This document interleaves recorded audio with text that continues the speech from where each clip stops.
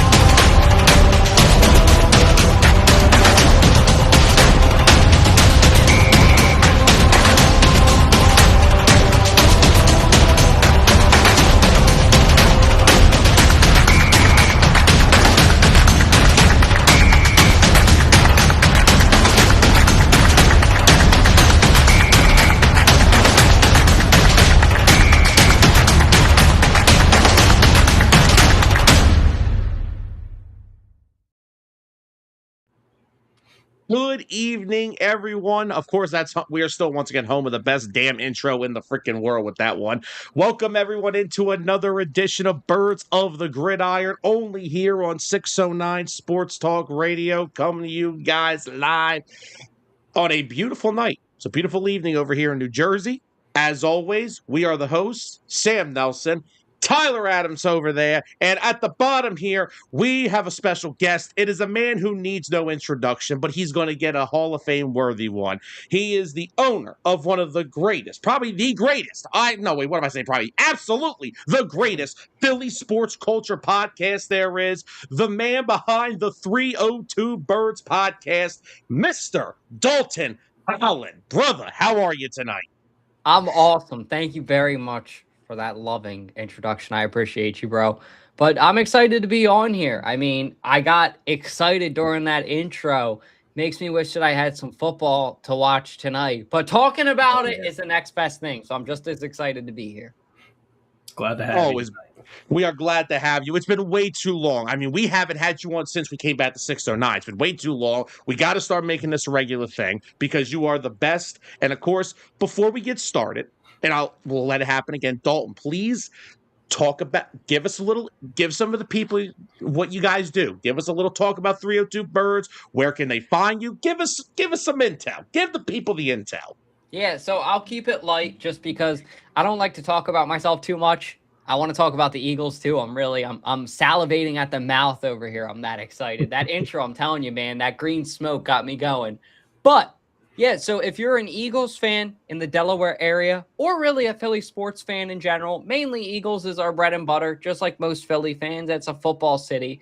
But if you're a fan, check us out. You'll love our content. I mean, even if you're not from Delaware, still feel free to check us out because we really just try to cover Philly sports in a way that we would want to see it. So that's really through our phone, that's through tailgates, that's through podcasts, through any way that, just like right now, what we're doing right here, just guys being dudes, talking sports. That's the beauty of this new digital age and this new digital era that we're in, is we're able to all express our opinions about Philly sports. And not only that, but be heard. So it's great. But at the same time, it is a little bit dangerous because even though the three of us are educated gentlemen and we know what we're talking about, there are sometimes some people that just pick up a phone and make a video and get clicks, and it can have a backwards effect. Like I will say, go ahead and, start off the show easy. We're not even 5 minutes into it, and bam, Diana Rossini already comes up just like that. But there's somebody that probably shouldn't pick up a phone and make content. So we try to be the opposite of that. We try to just be like a fan for a fan, similar to what you guys do at 609 Sports Talk, because that's the beauty in Philly sports is these fans are passionate and hungry. So they need multiple outlets and multiple media sources to feed them because they have the appetite. Yeah, and the thing is also in the city of Philadelphia, I will say that there are, and I won't put names because I try not to I try to get myself away from this, but there are certain outlets, radio stations that use their platform for literally nothing but clicks. Unlike some stations, I'm not going to come on here and name Diana Rossini the Eagles Insider of the Year. I don't think I need to name the station that did that. That's all you need to know right there. Oh, no. I'm not about that. I'm going to quote one of my favorite Eagles insiders, Andrew DeCecco, who does a lot of work for 97.5 The Fanatic, the station I can listen to, because all they are is they are the voice of Philly fans on that side. We do it as well, but I love listening to them. And the one thing he said is, I'm here to be accurate, not here to get clicks. And that's all I'm here for. But way to put it. What? 100%. So, but let's hop into this show. We got a lot to talk about. So first off, let's kick off with the first thing I want to do tonight. Number one, we held a poll question yesterday on the 609 Facebook page. I want to talk some Eagles offseason. I want to get some thoughts on the moves they've made. Now, the poll question, just so everyone knows, I am not including the draft picks. These are free agencies or trades with other NFL teams. Okay. So I went through the Eagles offseason, and once again, as we are used to, Howie Roseman has been a busy man. So I took the top 4 offseason acquisitions that he has made this so far, and I put them in a poll question. And the question is, which Eagles offseason acquisition will be the most impactful in 2026? Is it Reek Woolen, Jonathan Grenard, Dontavian Wicks, or Hollywood Brown? Everyone else is on 1-year deals. I think these are the 4 that are going to have the most impact on this team. And I want to hear from the people. I want the chat to blow up. I want to hear your opinions. But before we get to our opinions, because if I don't say it now, Tyler, you know it, I will forget to say the damn results of the poll question. This poll question, I expected this to be 50-50 in one area. This was a runaway poll question. Jonathan Grenard had 69% of the vote. Really? Reek Woolen had 22. Dontavian Wicks had 5. And Hollywood Brown had 2%. Should be here for Hollywood. I like Hollywood Brown, but so I see where the fans are leaning. Gentlemen, who wants to kick us off? Tyler, you can go first. Hey, I mean, this is a great poll question. And understandably, I could see where a lot of people are leaning with Jonathan Grenard. He's going to bring an elite pass rush presence to this defense. One thing I always say week in, week out, no matter who you put next to Jalen Carter on that defensive front, they're going to have a lot of an easier time getting after the quarterback. So I'm not concerned about Grenard's down year last year at all. I mean, Minnesota, team as a whole, kind of had a down year. But getting him over here in Philadelphia, I think he's going to go right back to his old ways. But that's honestly not where I'm leaning with my pick for this poll. I'm leaning more towards Reek Woolen. I think that there has been that void since Slay left that was never filled. I mean, the defense, it was still great last year. It was. But there was definitely something lacking. And you could attribute that to maybe a little bit of lack in the pass rush before we got Jalen Phillips. But I think a lot of it was who else is out there besides Quinyon and Cooper DeJean. And I think getting Tariq Woolen in there, I mean, I'm expecting to see the no-fly zone out there. Yeah. I'll say this. I like what you're saying as well about Reek Woolen. I think when I think about it, and I think of a Seattle corner coming to Philadelphia, my first thought isn't good with Byron Maxwell. But as I pondered on it and thought about it more, right, Maxwell came here with a whole different duty and assignment. He was supposed to be the cornerback number 1 in a city that had no cornerback, 2 or 3 even. So that's a really tough role to be the only guy in a depleted secondary. Like, that's a lot of pressure. I think what Woolen is kind of coming into is a dream scenario. You have 2 other guys who are ball hawks but can also stick with their guys in Coop and Quinyon Mitchell. I do think that because they signed Reek Woolen, we could see Coop start to move to safety in some packages this season. I wouldn't be shocked if we saw that. But at the end of the day, I think that Tariq Woolen has the most upside out of any of these free agents just because the depth at his position. And when you think about it, cornerback is one of the rare positions in the NFL that depth is actually a good thing.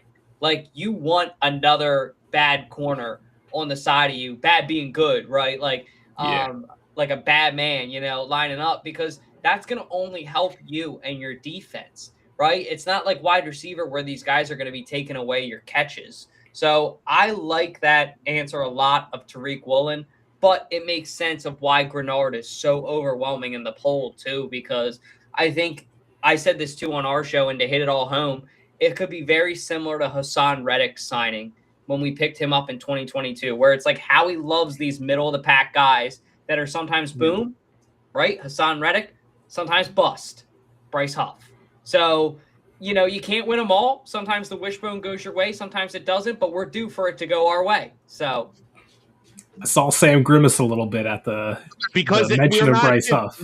We're not even 15 minutes into the show, and I've heard Byron Maxwell and Bryce Huff. What kind of Friday night are we trying to have here? PTSD is coming back. Holy shit.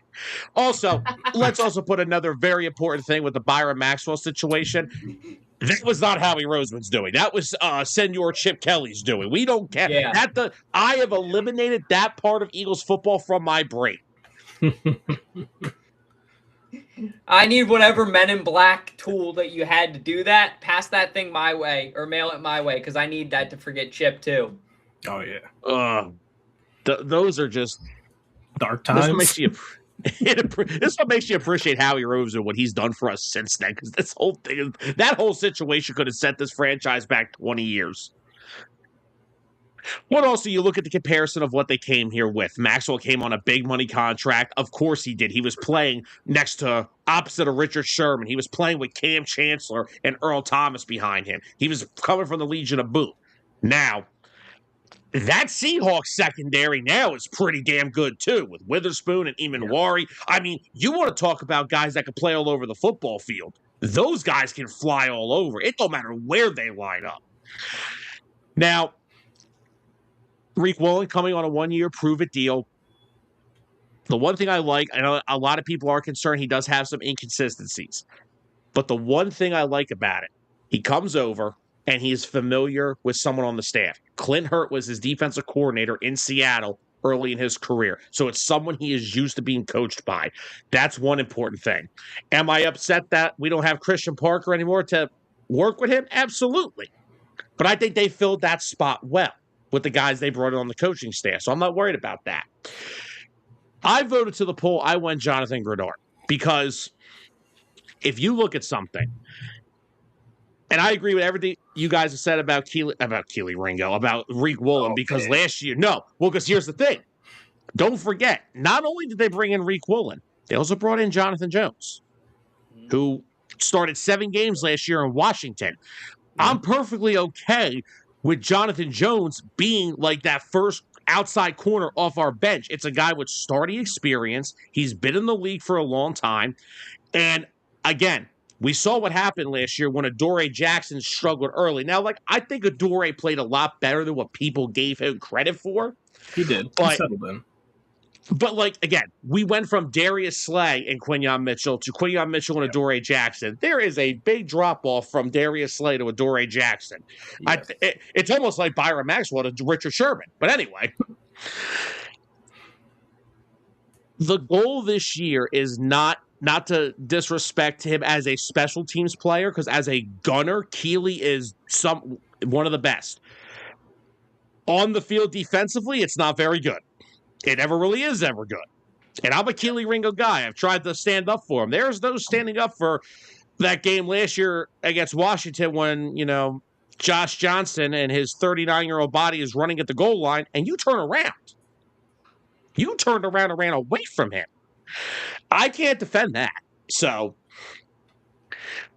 I think Reek Woolen, and he said it himself, where are you throwing the football? on these three. Where are you throwing the football against these three? Reek's a playmaker. The only reason Quignon's not a playmaker is because he doesn't get the ball thrown at him. Yeah, and you see what happens with Cooper DeJean. You can't throw anything near him. But the one thing I'll say is what really helped them last year, late in the season, a big reason why I think Adoree Jackson played well last year, late in the season, is after they got Jalen Phillips. Because what can mask a weak secondary? An elite pass rush. We won a Super Bowl with Ronald Darby and old stone feet himself, Jalen Mills. I love Jalen. He was a dog, played his behind off. He wasn't keeping up with many receivers. He was not the quickest guy. But the reason they masked it is because you got after guys with your defensive line, with that front four. And Tyler, you said it. It don't matter. If you're playing next to Jalen Carter and Jordan Davis, you're going to get chances. We saw what happened last year once Nolan Smith got hurt. It was a really rough time for our edge rushers to get off that line. There was no presence. And that's why we struggled early on. Then you bring in Jalen Phillips, and look how much that transformed the defensive line as a whole. You had to respect the guy outside. That opened up opportunities for Jalix Hunt, who, by the way, I'm expecting a big year 3 out of Jalix Hunt. I've been a Jalix Hunt guy since they took him. I'm telling you, the kid is, I'm not saying he's like special, like NFL Hall of Famer, but the kid can play. I mean, the fact that we had an edge rusher lead our team in interceptions is kind of weird, but you know what? It's okay. He played safety at Cornell. It's okay. He has experience in that area. He's good at taking the ball away. I'm going Jonathan Grenard because I think that he provides a more consistent presence at the edge position. It takes, and I'm not taking away from Jalen Phillips. Jalen was awesome. However, once I heard that price tag got the $30 million a year, that got dicey for me because I'm like, Jalen was great, but when you're looking at a team that is already strapped for money, the offense has got to get cheaper. We already seen that in the draft. The defense is going to need a lot of guys getting paid, and I know they loved him. Howie Roseman, I know he tried to keep Jalen Phillips. He ain't going to pay Jalen Phillips over guys like Jalen Carter. It ain't happening. Yep. So, Grenard, you got him for what, like $5 million a year cheaper. Mm-hmm. He's still 28 years old. And even though the sack numbers were down last year, everything else was still there. The pressures, the pass rush win rate, that stuff still translates. A sack is an awesome stat to look at, but no one talks about the win rate, the pressure rate. You put enough pressure on the quarterback, you are guaranteed to make them make a bad decision. Go ask Justin Herbert. He's made a lot of them in his playoff career. But as long as you get that constant pressure on a quarterback, there ain't going to be no quick throws in this secondary. That's why everyone keeps saying, oh, my God, what are we doing at safety? I ain't worried about safety. We'll get there. Howie ain't going into the season with Marcus Epps as a safety. He ain't doing it. Yeah, he got CJ in August. There's a move on the way. He traded for CJ GJ in 2022 the first time. He got him in August from the Saints. He got Ronald Darby in August in 2017. You don't need to make that move right now. They'll go into training camp. They'll see what they have. They'll watch Marcus Epps go try to guard Eli Stowers once, and they'll be like, yeah, that's not happening. But I'm going with Jonathan Grenard because as great as this secondary I think can be, especially with that trio of corners, if that D-line is doing what it does with a healthy Jalen Carter, a continuing improving Jordan Davis, Moro Ajomo, who has been another one of my guys that I love, and Jalix Hunt, Jonathan Grenard, and hopefully a healthy Nolan Smith, who, by the way, now has pressure taken off of him to perform at like a ridiculously high level. Have fun. Yeah. Oh, by the way, Vic Fangio's still here too, by the way. Yeah. But now, let me ask you this one. What about the two receivers that were a part of the poll question? Where do they fit into all this? Dontavia Wicks, Hollywood Brown. I feel like Wicks. I feel bad for Hollywood Brown because, I feel like when he did get signed, it was kind of like, okay, he'll have a decent role on the team, especially with all the rumors swirling of AJ Brown. And then you see the trade for Dontavian Wicks, who was coached by Mandy. So obviously he saw something in him, advocated to bring him over to Philly. I see him having a role in this offense. And oh, by the way, they went out and drafted Mekhi Lemon in the first round. So Hollywood Brown really, in my opinion, kind of gets the short end of the stick in all this. I still think he has value as a deep threat receiver, probably still the quickest receiver on the roster. But I just have a hard time seeing his role and how he fits into the overall scheme in the offense. I'd agree. I think you hit a great point where when he came here, he thought at worst he would be a wide receiver 3. At best, he'd be a wide receiver 2. So you're looking at now a wide receiver 3, wide receiver 4. I mean, yeah, he'll probably still end up being the wide receiver 2 because it will probably be Smitty, Hollywood Brown, and then Dontavian Wicks. But it's not like Elijah Moore isn't going to not have an impact. And all these guys that they have on the team now are going to want to get the ball. And you're right. That's going to take away from Hollywood Brown. And it's a shame because honestly, I think that you have Devontae Smith. He's up here. Yep. He's in a different category. Then you have Hollywood Brown, who's like a tier or 2 down. And then a couple tiers below, then that's where the rest of these guys are. Dontavian Wicks, Elijah Moore, so on and so forth. So I think if I was the Eagles, it would be clear to me that we need to prioritize Hollywood Brown in the offense because Smitty and him are 2 different kind of players too.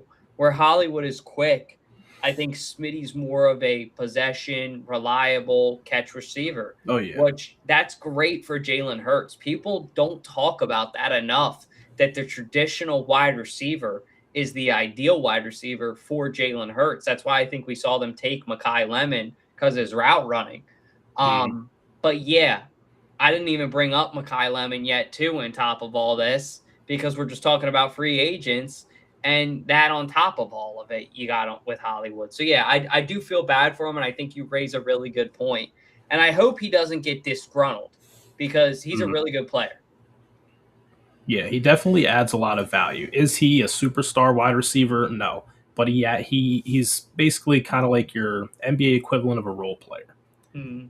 So, I'm a Sixers fan. What's that? Oh, God, get out of here. Sixers fan. What's a role player? Anyone you try to put next to Joel Embiid. That's not named Tyrese Maxey. Obviously, you better watch your mouth. I'd add that real quick. But no, and like the thing is, again, the other reason, like people keep saying, like they brought in so many pass catchers, like if bringing the draft to it as well. You draft Lemon, you draft Sowers to be the successor to Dallas Goedert one day. You bring in Wicks. You extend him for a year. You bring in Hollywood Brown to give you that deep ball threat down the field because I understand Devontae Smith has been that for the past couple of years. It's no disrespect. That's not his game.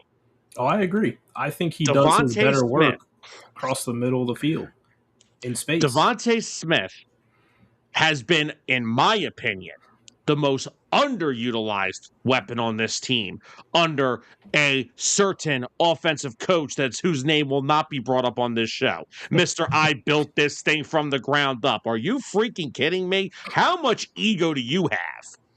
Oh, is that actually that weather's starting to get to him? Yeah, he said it in Miami. We built that thing from the ground up. Yeah, I think that's the Florida weather talking there. Well, no, see, here's the problem what he meant. We built it on the ground. I just wanted to drive it down into the dirt instead of up. But, and like, I know people like to laugh at us because we keep saying that Devontae Smith, I think, whenever the A.J. Brown thing goes away, and that means the player gets traded, I think, I've always said it, A.J. is a physical specimen.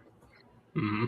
Devontae Smith is the most talented out of the two wide receivers. He is more talented. He's a better route runner. His footwork is ridiculous. He can run, and like I said, he can run any route. He creates separation. If you put him in an offense that operates like the Seahawks or the Rams, how they use Puka and how Seattle uses JSN, I think personally, look what he's done with A.J. Brown next to him. He's put up damn near the same numbers as him. Yeah.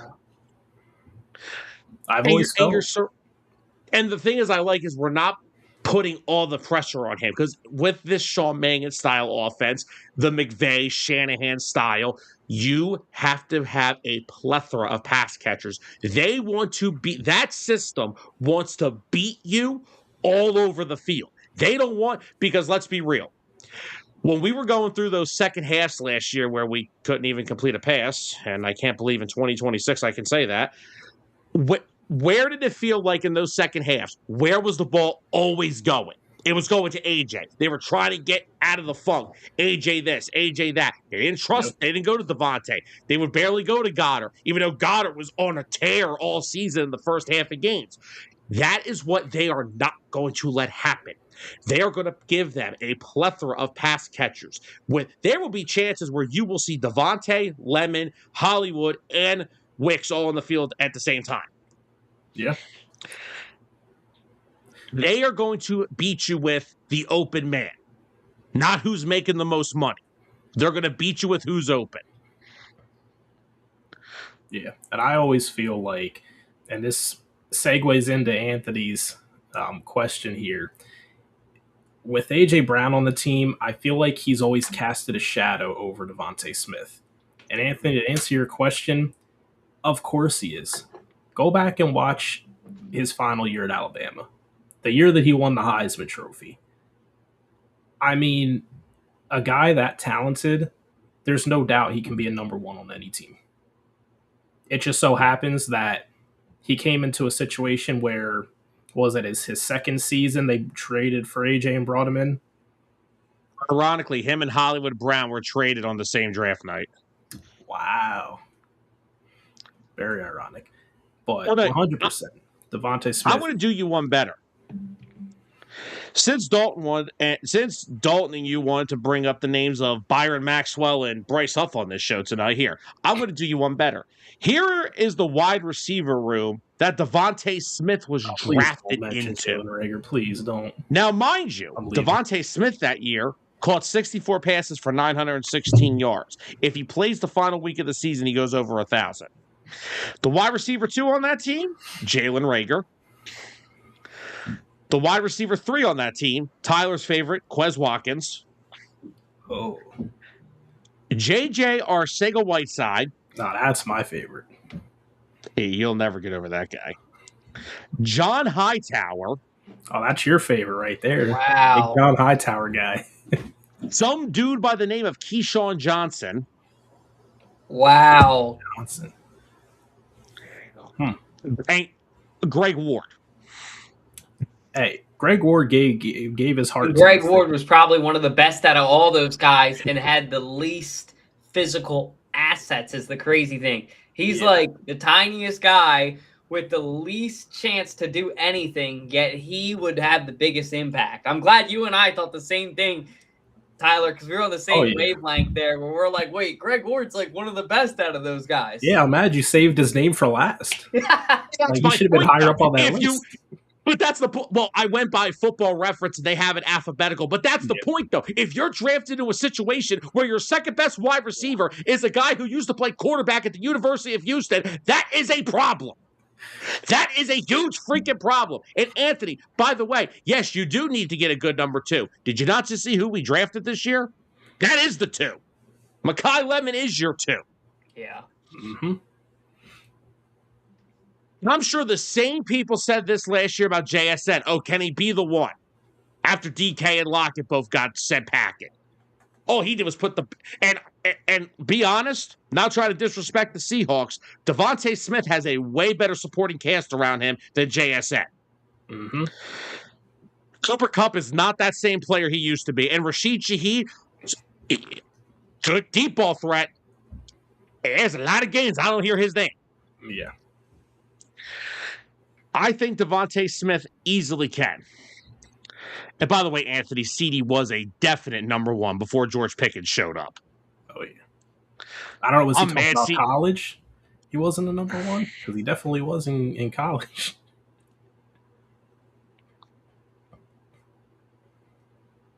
Oh, Dad, no one's saying it's not going to be a loss, but it's not like by getting rid of A.J. Brown, the entire passing offense is gone. They've done enough to keep it going. They just drafted their next wide receiver in Mekhi Lemon. They have Devontae Smith. They still have Dallas Goedert at tight end. They drafted Eli Stowers to be, I guess, the Goddard replacement. Some people say he's a big wide receiver, not a tight end. I don't freaking know what that even means in the NFL anymore. They have pass catchers to make up for AJ leaving. Which, and no disrespect, if I'm having to replace the AJ Brown I saw last year, it ain't gonna take much to replace that. Sorry. That's what I wanted to say, Sam, and I'm really glad you bring this up. And it's like, and hear me out. I want your guys' opinion on this. I think without AJ Brown in the picture, the Eagles wide receiver room this year is better than the Eagles wide receiver room last year. And at first, I feel like a lot of Eagles fans are going to be like, whoa. And a lot of NFL fans are going to be like, whoa. But you got to keep in mind, you weren't getting A.J. Brown at 100%. You were getting a disgruntled A.J. Brown. And that's what you would have gotten this year. So I would take 9 days out of 10, if not 10 days out of 10, the 2026-2027 Eagles wide receiver group going into the season knowing nothing about it over last year's because of the attitude already. You think Devontae Smith is ever going to have an attitude issue? No. And a lot of these guys probably won't. They're going to just be excited to be in a situation to win. I don't think Dontavian Wicks is going to give you any, attitude problem. I don't think Elijah Moore will. Maybe I could be wrong on that. Maybe Hollywood Brown. But the majority of these guys, and those guys too, I think are not going to be divas. That's the thing with A.J. Brown. A.J. Brown, when you're a physical freak specimen like Julio Jones, you're kind of pampered your whole way going into the draft process, and you're given this big head that you're better than everybody else.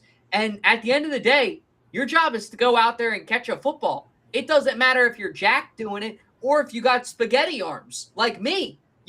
Like if I'm out there catching the ball in the end zone in a green jersey, we're all going to go nuts. That's how it is in Philly. So I really like that you brought that up, Sam, because I think that that's something that a lot of Eagles fans won't talk about, is that this wide receiver group that they have this year is better in general, and I think better suited for Jalen Hurts because of their attitude and their strong suits than the wide receiver group this past year with a disgruntled AJ. Yeah, and I'll add to that too. I mean, Sam, sorry, don't want to throw any shade towards Penn State. Jahan Dotson was not the answer for the receiving core last year. Yeah. I told you the number one reason why that was. Yeah. And I mean, no, I'm dead serious. No, I like how you said it, like a true Penn State fan. It cracks me up because all my Penn State fans say the same He's stuff. going to here we go. You're going to get me going. I watched every single snap of Jahan Dotson at Penn State. There is no way he should line up in the slot. He is a go-ball wide receiver, and that Nimrod down in Miami, whose name will remain nameless, continue to put him in the slot where he doesn't operate. I watched every freaking snap of his career. I've watched every one of his snaps. I watched every one of Saquon Barkley's snaps. I watched every one of freaking Miles Sanders snaps. I watched every freaking snap of Christian Hackenberg at Penn State. Oh, God bless you. Man, oh man. But hold on. Can I answer this before you go, Tyler? Go ahead. Anthony, can't that be flipped the other way around? Because I've watched A.J. Brown have 1,400-yard seasons with Devontae Smith on the other side put up 11. He ain't getting double-teamed either because of Devontae Smith. So could I not flip that the other way around? I was told that AJ had a better quarterback in Tennessee. I never saw him put up 1,400 yards with Ryan Tannehill. And the other thing with AJ Brown last year, I feel like I saw watching him play week in, week out, almost like a physical regression. He's still that big receiver. He's still strong. but I feel like he was a step behind from what we've come to know with him in his time in Philadelphia, and losing that little bit of his step, it showed on the field. I mean, we all know the let up on a lot of plays, that we've seen it enough, but I just feel like he was lacking separation. So, I mean, where's the justification that we want to still try to have AJ Brown back in here? I guess it's more so towards Anthony's comment of, are we worried of these different things happening without AJ Brown? But I'm not worried at all. I mean, he came here, did great things. His time came to an end. He doesn't want to be here anymore. It's the NFL. The team won't stop. The league doesn't stop. It moves on. And I think what they've done already, while he's still actively on the roster, they've already moved on from him. It'd be some shit, though, if he ended up staying. This would be really awkward. That's actually a really good point, though, Sam. I want to ask you guys both this question because this is something we talked about on 302. If he stays, does it make and look, I don't want to make this sound like I'm trying to say Mekhi Lemon is a bad player or not going to be good. Mekhi Lemon will be a good wide receiver on whatever NFL team he plays for. Like, it's just how it's going to be. Now, where will he get the most opportunity could be up for debate. But if AJ Brown stays on this team, I think it does, but I want to know your guys' opinion. Does it make the Mekhi Lemon draft pick stupid? Yes. Yes. I will just actually, give you yes. a blunt reaction without thinking. Yes. I mean, the whole reason of them drafting him in the first round was essentially we need to strengthen our wide receiver room because AJ Brown's leaving. I would be completely shocked. I'd forget everything I ever knew about the sport of football if he was still a Philadelphia Eagle by kickoff this season. And this is the follow-up that I want to ask you guys too. So when I think about this, like as a business person, right? The Eagles kind of back themselves into not an ideal scenario. I'll tell you why. The Patriots now can almost force the Eagles into this trade and offer less value for AJ because the Eagles kind of have to do this now. Like if they don't, like there you go, 3 for 3, die hard. Our blood is green, all three of us. Like we all, no hesitation at all. We're just like, yeah, it'd be stupid. Like we could have went safety, Dylan Thieneman. We could have went offensive lineman in the first round. There were other guys there, but that's very interesting that you guys say that. So I'm kind of worried. Like I'm worried, and I know that they're gonna get a first. Like if they don't, I'm gonna throw a fit, and I'm sure you guys will too. But I really don't think a 2028. Like we need to win this year, and even this year, the draft's already over. Like we can't wait until 2028 for a first round draft pick. And I'm worried that the Patriots now have more control in this negotiating, and they could kind of gyp the Eagles. Here's how I'm going to respond to that. First off, I want to say one more thing. Anthony, you know this already, but I want to shout out for him and Nad. Nad's clearly a Niners fan. Anthony, if Dalton doesn't know, is a Commanders fan. So first off, I love comments from other fans, especially two of our counterparts in the NFC. I love other people's perspectives. But before I get to my answer, let me just answer these comments. First of all, Anthony, no duh, Saquon Barkley helps our damn wide receiver. Saquon Barkley helps anybody except the New York Giants. No, he did. And he got Daniel Jones paid. And somehow Joe Shane still has a job. In the comments. Anthony, no, it would be Lemon would work out of the slot if that happened. Because that's where Lemon is at his strongest. First off, I want to say one thing about if AJ was here, number one, man, I would really feel bad for Hollywood Brown then. That's number one. He's getting cut. Jeez. What's up, Mikey? What's up, Mikey? Yeah, Mikey, you got us in that damn London game. Yep, that's going to be a win for the Jags, unfortunately. Hey, last time we went out to London, we beat them. When was that? 2018, was it? 2018? Yes, that was Jordan Matthews' second stint with the damn Eagles. Yeah, oh my God, that's ball knowledge. Wow. So here's how I look at it. Number one, I understand, though, to you, a 2028 first round pick, it doesn't seem, that seems astronomically bad. Yes. However, do you know what's going to happen in 2028? No. By 2028, Jalen Carter will have gotten his contract extension. Cooper DeJean will have gotten his contract extension. Quinyon Mitchell will either have his contract extension or will be on the verge of it. Because remember, the important thing when it comes to Quinyon and Cooper DeJean, Quinyon has a fifth-year option. Cooper DeJean doesn't. That's the important thing to also factor in. Here's where I'm at. I'm going to need, I don't care if it's a 2028, 2029, they need as much draft picks they can to continue to bring in younger talent on the offense. Because what have we said? I've been saying it on Birds for the past year. We have been so money heavy on offense. That's why we've drafted young, cheap defensive players. Well, guess what? Now that script is about to flip. And guess what? In a couple years, by 2028, though, I hate saying it, you may need a replacement for Saquon Barkley. You're going to need replacements for Landon Dickerson and Lane Johnson. You're going to have to. And I'll tell you now, no one's trading you a 2027 draft pick because it's a loaded draft and nobody wants to part with their picks. And I get that. But with the way Howie Roseman drafts, I don't care if the draft pick's in 2036. He will find a way to make it work. I'm okay because guess what? If I get a 2028 first, I'm probably getting a third-round pick in 2027, which he hits on plenty of those too. I'm okay with the first-round pick in 2028 because I trust the guys in that building. I trust the guy running the show. I trust the guy coaching the team on the sideline, even though some people don't. I do, because guess what? Since Andy Reid, it's the best stretch of damn football we've had in my life. It is. Yeah. I was 5 years old when we were losing 5 straight NFC title games. This is the best stretch of football I've had my entire life. But if it's a 2028 first, I'm okay with it. It's still a first, and he will find a way to make it work. That's why I'm not worried.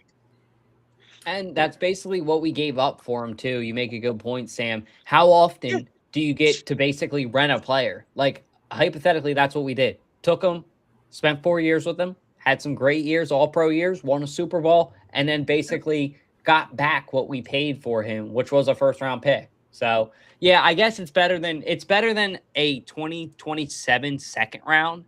I'd rather take the first 10 days out of 10, but I am a little bit worried because people forget that 2028 is a lot further than we think. Like, there's going to be so many changes on this team between now and then. Like, and I hate to say this too, but it could be true.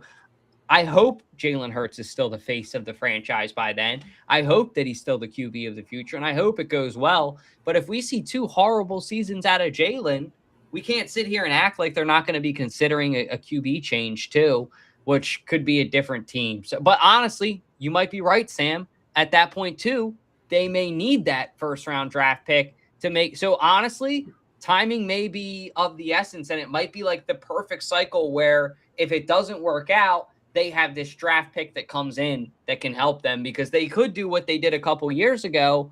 Well, geez, 10 years ago, not a couple years ago. God, I feel old now. Sorry. But with Carson, right, where they took the 2 first-rounders and moved up to 2 and got their franchise guy.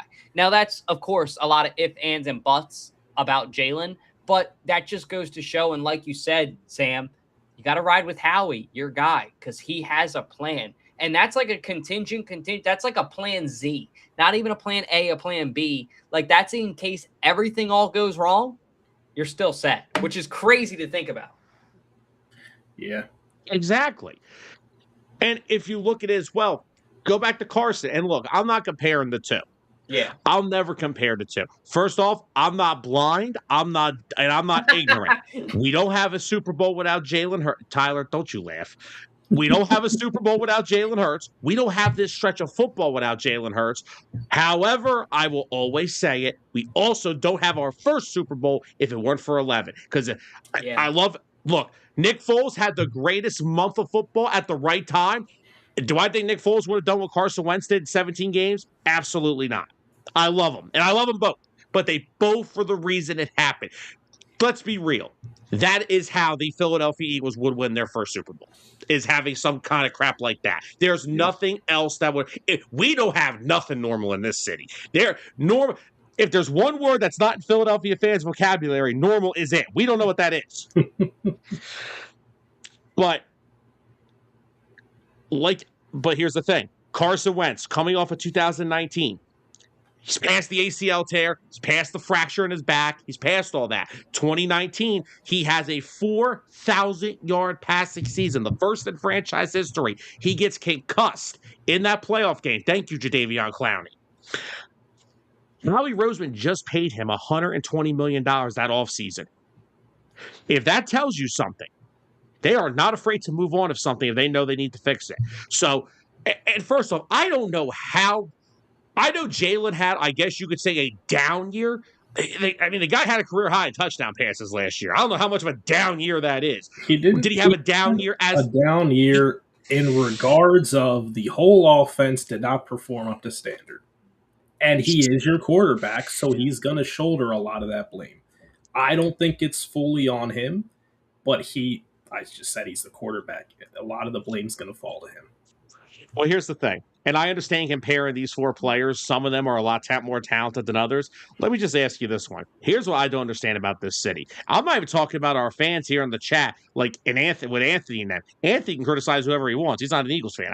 He has his opinions, and he is rightfully to them. But for the so-called stations that cover this city of sports, I just watched Travis Konechny in the Hurricane series have 3 one-on-one breakaway goal opportunities and blow all 3 of them. He's the Flyers' highest paid forward on the team. He's been here for over a decade.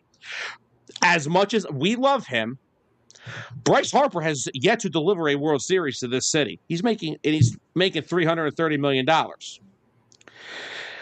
Joel Embiid has yet to get us out of the semifinal round of the NBA playoffs, and he is no longer, and I made the guarantee on Monday on Unbiased, he's never going to play 50 games again. And I think if you put all 3 of those guys in one circle together combined, they are nowhere nearly criticized as much as my quarterback is. And he's won us something in this city. He's had consistency all freaking his whole career here. We have been to the postseason every single year. We have a Vince Lombardi trophy.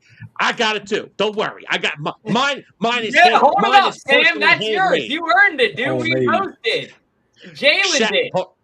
No, hold on. Shout out to this beautiful lady in the comments because she's the one that made this. Oh, that's awesome. What's up, Kate? Yeah, Kate. When we had our Super Bowl party that year, she literally made that. This is a Nerf. This is a small little Nerf dollar store football, and I don't know what the frick the base is, but either way, looks great. That's a replica. That's a replica of the Lombardi trophy, Sam. Don't you call it a Nerf ball? And guess what? It's been on my desk ever since we won the damn thing. But I've never seen a player who gets you to the postseason consistently, who has gotten you to 2 Super Bowls, who outdueled the best quarterback in the league in both of those Super Bowls. Do not tell me about 2022. I don't care who won the game. Jalen Hurts was the best player on that football field, or that water field that I called it. And then not only that, he goes back 2 years later, gets his revenge, and has the Chiefs down by 40 points at one point, where there was a point in the game where the damn Chiefs couldn't cross midfield. I don't care how many fucking passing yards he has every game. Joe Burrow throws for plenty of 330 freaking passing yards a game. Does he win a lot? No. Colin Cowherd just put out his top 10 quarterbacks. He has Justin Herbert at 4. What world are we basing that off of? What is that based off of? Not playoff performance. Not winning. Not regular season wins. Jalen Hurts was part of probably one of the strongest quarterback classes in the past 10 years in 2020. Burrow, Herbert, Tua, Love. I'm sorry, who's got a Lombardi trophy? Mm-hmm. Only one other guy's been to a Super Bowl in that draft class, and guess what? He hasn't been even close to one since. All the top quarterbacks in the league head-to-head, Jalen's got a winning record against. Burrow, Mahomes, Stafford, Herb. Well, actually, no way. I think Herbert still has them. But, yeah, Herbert still has them. I think Herbert's beaten them twice because I was at the game in 2021 when we couldn't stop a nosebleed. Yeah. But every quarterback that you think of, he can beat. I don't care what his stats look like. The guy goes head-to-head with the best every damn Sunday and wins. He is so overly scrutinized in this city.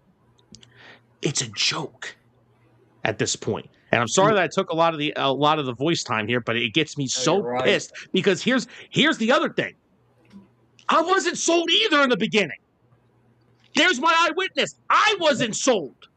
It took years of convincing to get him to buy into Jalen Hurts. And I'm glad that you had your mic time, Sam. I'm fine with that. And, it's a good thing Jalen Hurts was built for the city of Philadelphia. Because most quarterbacks, Carson Wentz, sorry, would get ran out of town from all the scrutiny from the fan base.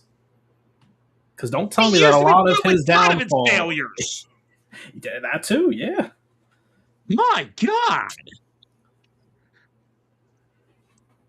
All those years we put up with McNabb coming up short in the playoffs, and we freaking I couldn't got him out of town fast enough. The whole thing just gets on my nerves.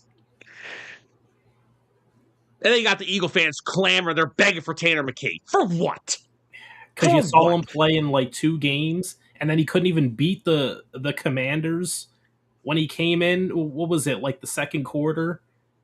And they were already had a lead? It was the whole game. Oh, it was the whole game. The last game of last year? Oh, no, I'm talking I'm going back 2 years. When Hurts got, I think, a concussion. Oh, that wasn't Tanner McKee. Wait, who was that back? Oh, wait, that was that was Small Hands, Kenny Pickett. Oh no! I like how you figured that when I put my hand up. Yeah. Thanks for the assist there. I remember. You're not welcome. But yeah, I don't understand how we scrutinize a player who does so much more than so many past players in this city. I just don't understand it. But where were we before Jalen Hurts became the focal point of this conversation? Maybe schedule or something with the schedule this upcoming season. I don't think I was even there yet. Okay, sorry. I remember it was the draft pick. A.J. Brown. Yeah. We're back on track. All right. Yeah. I mean, you guys both made great points about would a 2027 first rounder be more ideal versus 2028? I'm kind of in the middle. I mean, I trust in Howie. Whatever he gets, yes, 2027 could be beneficial with the looming Lane Johnson retirement. We don't know if Landon Dickerson's going to play another season. Having 2 first-round picks could definitely help shore up that offensive line for the future. But if it is a 2028 first and we get an extra pick for next year, because maybe if they get a 2027 first, that's all they get. They get no extra picks. But I'll take a 2028 first rounder if they can come up with like a third rounder for the 2027 draft. And I think that's the realistic total you're looking at. I think you're looking at a 2027 third and a 2028 first. And guess what? And Dalton, another point I want to make to that whole thing was, you talk about like we're backed into a corner. Well, actually, here's the other way I could play this, right? The only other thing left for it to back the Eagles into the corner, it could be AJ saying, trade me to New England or nothing. And you know what the Eagles could say? Buddy, I got Mekhi Lemon, Devontae Smith, Hollywood Brown, Dontavian Wicks, Dallas Goedert, Eli Stowers, Saquon Barkley. You can go sit at home and collect your money. I'm not trading you anywhere unless I get the right return. So honestly, now that they did take Mekhi Lemon, there is some leverage there. They can say, all right, go sit. Go be T.O. and sit at home. Ain't bothering us any. I'll tell them that if that's how it goes. Yeah, go sit home. I mean, I see your point, but at the same time, it would suck to pay him and have him sit at home. So I don't know. I think that's one thing I probably won't be able to change my mind on is they didn't need a wide receiver in the first round. Like, in my opinion, you guys might ask, okay, well, what would you have done if you were Howie? I would have personally went Dylan Thieneman. Like that was the pick for me. We needed safety. It would have been another exciting white, but also like, look, here's why I feel this way. And I love Jordan Davis. I don't want to seem like I don't. Jordan Davis was a great draft pick. I'm not going to sit here and say that he wasn't. But in the 2021, 2022 draft or whatever it was, maybe 2022, 2023, when they picked JD, regardless, I remember sitting there and I wanted them to take Kyle Hamilton, Yes, the safety for Baltimore. That And was your you guy. guys obviously know why. I love that you guys both nod your heads because he's a stud in Baltimore. He ended up being a great player. And I really think we could have used him in Philly. We could have used him technically the first Super Bowl because 2022, Jordan Davis, I think, was injured in the Super Bowl or wasn't able to play. And Kyle Hamilton would have maybe had more of an impact in that game because our secondary wasn't the best. But it's not going to be like I'm not going to sit here and go, oh, well, could have, would have, should have when we got the job done in 2025. But don't get the job done next year. I'll say Mekhi Lemon was the right pick all day, whatever. We got to get a Super Bowl out of it. But I'm a little bit nervous that they could have went another position because it's not like they don't have depth at wide receiver. Like I hear your point, Sam. You do make a good point that they need to make this trade for what benefits them, not what benefits AJ, which I love, and you're right. But at the same time, they could have still done that, I think, without Mekhi Lemon, with the safety, with an offensive lineman. Like, I wonder, honestly, and I want to get your guys' take on this, I wonder if it's an ego thing by Howie. Because sometimes we see that with Howie, where his ego comes into play. And sometimes it's good, sometimes it's bad. But I wonder if he is so spent and frustrated with AJ that he wanted to make a point in this draft and show AJ that he doesn't need him. Because it's not like they don't have enough assets at wide receiver. Like without AJ and Mekhi Lemon, they do. But now that you add Mekhi Lemon in the mix, it's almost like, hey, I'm telling the world I don't need you anymore. Like, and I'm also going to make sure you know that. Like we hear in the media right now, he's looking for places in New England. So it's like, it's pretty much solidified. But I don't know. I definitely think they could have went a different position because they still need a safety. That I'll stay on that mountain until, the end of time. And if I'm wrong on it, I'm wrong. I hope I'm wrong on it, but I really would have looked at safety because I think a lot of people aren't going to recognize because Reed was undrafted. A lot of people I don't think are going to remember and recognize the value that he had for this team. Like Reed was a really good player and developed. I can name one person specifically that will never understand that, and he goes by the name of Dennis. I was going to say, I think I know who you're talking about. That name right now. Yep. I will Number call one his Sidney Brown fan. Today. Yep. Now, I would like to follow up with what Dalton said real quick. So I want to start this by saying I do love the Mekhi Lemon pick because I was a Mekhi Lemon guy watching him play at USC. But I agree with everything you just said. There were so many needs for this team that they could have went anywhere. Offensive line, it could have been guard, could have been tackle, safety. Yeah. I do feel like if Mekhi Lemon wasn't there, the first round would have went different. I feel like Howie got tempted into it by the fact of how far he dropped on the board. I think they could have probably taken Thieneman and possibly second or maybe more realistic third round. There were still some good wide receivers that would have been nice role players next to Smitty and with all the receivers in that room. Now I think with Mekhi Lemon that he's going to develop into a great player at the NFL level, and we're going to have a really good wide receiver core. But I feel like if they didn't go that route, they probably still could have had a really good wide receiver room while strengthening the team at another position. Most likely safety, because as we all know, we don't have a starting safety we trust on the team. Yeah. Well, okay. Well, before I go, I have a lot of things there's a lot of things to unfold there. Before I do, I just want to catch up on the chat real quick. Yes, Mikey, the Eagles still do have Tank Bigsby. Anthony, if Kyle Schwarber wasn't on the Phillies, it would basically be the process Sixers. So I'll just leave that there. Dustin, what's up, brother? What's going on, Dustin? Always check out Dustin on Wednesday mornings with me on Hitting Home. And he is going back earlier to the Jalen Hurts talk, saying he is scrutinized because of the way he plays. He is what everyone thought Tim Tebow was going to be. The dude wins, and that should be all that matters. Dustin, welcome to my city. All that matters for me. And it's all that matters for all of us, I think. And Dustin said at least McNabb could win games in Philly. We had him in Minnesota for 7 weeks, and he was winless. Dustin, you had him when he was like 50. Christian Ponder. Yeah, why am I listening to Christian Ponder's name? What's up, Ace? Thanks for checking us out. Oh, you a Steelers fan? Hey, look, if you re-sign Aaron Rodgers, we'll have to have a talk. There might be some consideration there. Anthony said that if you keep Brown and draft Lemon, what was the point of Hollywood Brown? Anthony, Hollywood Brown is a role-playing wide receiver at this point of his career. Ace, I think Bernard's a very good wide receiver. I'm not going to say who do I think is better. I still think Mekhi Lemon was my favorite wide receiver in the draft, no matter where he went. I was terrified if he went to the freaking Rams at 13. Thanks, God, I really thought that's where the Rams were going. And, oh, man. I would not have looked forward to seeing them. What is it? Week 4 this season?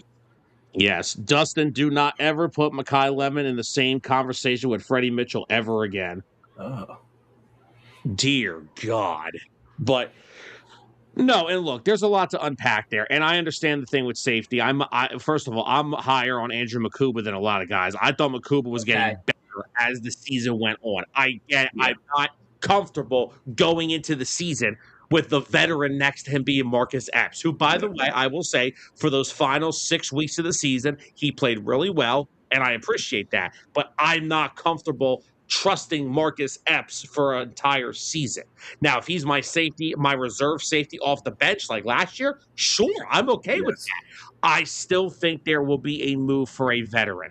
Whether could it be a guy like Grant Delpit in Cleveland? They just drafted McNeil Warren. I'm sure that he's probably available. That's a move I could see them making. I don't know if Arizona wants to move Budda Baker. And if he does, I'm all over it. But he's not going to. If there's one thing we know about Howie Roseman, when there is something that is a issue, he's going to find a way to fix it. And I understand the Mekhi Lemon thing. You could have took Dylan Thieneman. I was a Monroe Freeland guy, the tackle out of Georgia. Of course, Carolina stomped on my dream. But the one thing I will always say about Howie Roseman, he is ahead of things before they become an issue. Instead of going into this year, no offense to Dontavian Wicks or Hollywood Brown, but we don't know what kind of wide receivers they are with expanded roles. Dontavian Wicks was a solid role player in Green Bay. He was also stuck behind a bunch of guys like Matthew Golden, Reed, Watson, Dobbs. Now he is being asked from being like the wide receiver 5 to where he was really productive in that role to being the wide receiver 3 or 2 before the draft. Now you slot him back into that 3-4 role where we know he's productive. Instead of going through this season with a struggling offense because you traded A.J. Brown, Howie Roseman decided to be a step ahead. And as much as I wish the safety was more addressed in the draft, period, it is as great as Vic Fangio's unit is, as great as Seattle's unit is, this is still an offensive-driven league. All these new rule changes, the kickoff rules, all this stuff, guys, is to cater to the offense. Howie Roseman and Jeffrey Lurie are not going to let this team's offense be the downfall of their season again. And that's the thing. How could you not go into, after what happened at the end of last year, you watch that Bills game, you watch that Bucs game, you watch that San Francisco playoff game. That's why I can't be upset with what they did. Look how bad the offense looked last year with A.J. Brown. Now, I'm not going to take away from that because, again, A.J. Brown, I don't know if it was, are his legs starting to go? Because there have been concerns long-term about the health of his legs. Or was it just him? Because here's the thing. If he's mentally checked out, then guess what? It doesn't matter anyway. Because in his head, he's been gone since December in his own head. He has been, and again, I'm not trying to point the finger at anybody, but the only person that ever has an issue with something on this offense is A.J. Brown. Last year, he's reading books on the sideline. Devontae Smith's having big games. He's out there on Instagram saying crap. He is the only person in that locker room that ever has something to say. But when he had a bad game against the Chargers and dropped 3 balls, we couldn't speak to the media that night, though. Mm-hmm. Now we can't say 2 words. Now we got to can't say nothing now. Like I said, this is why I said if I was an NFL owner or an NFL general manager, I would recycle my wide receivers every 5 years. As soon as their rookie contract was up, I draft one and let them leave because it's the biggest diva position in football. As soon as they get paid, nothing else to them matters. That's everybody. That is almost every wide receiver I could think of, not named Larry Fitzgerald. Legend. Larry Fitz, the only wide receiver I don't think I ever heard complain one time. Yeah. Had all the opportunity to leave to go to a team that had a better chance of winning a Super Bowl. My brother decided to stay in Arizona and play with Kevin Conn. Man.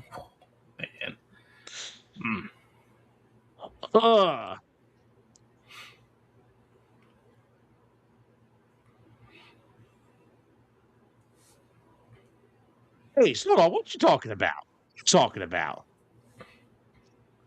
Hey, man, that's just business between he's talking about the Cowboys. Oh, yeah, that's business. That's called business being business. Hey, you trust me, you got more beef with the Cowboys than you do with the Eagles in that regard. Because they had some insider information leaking around over there with that one. Also, by the way, Ace, guess what? Your new head coach is a big reason why the Cowboys did it. Mm-hmm. Because there's a lot of rumors going around that the Cowboys still got some issues with Mike McCarthy, and they said, "Oh, Mike wants Mekhi Lemon. Well, guess what? We'll give him to someone else." Yep. Yeah, I mean, Dustin, didn't Hollywood not say that when he first came here? Hollywood Brown. That's why I said he's the perfect role player. He's the best deep ball threat in this wide receiver room. Not the best route runner. Maybe not always the most sure-handed. But if you need to get a go ball to him down the field, there's a lot of guys in the league that he can beat. Yeah. And I want to go back to something that I think we brought up like a half hour ago. It's something that Dalton brought up, saying about this wide receiver room this year being better. Here's why it's better. Not only about what Dalton said, it's deeper. Remember in 2024, before the bye week, when AJ got banged up and Smitty got concussed in New Orleans? Do you remember who caught a touchdown pass in Tampa Bay that next week? Was it Ward? Harris? I wish.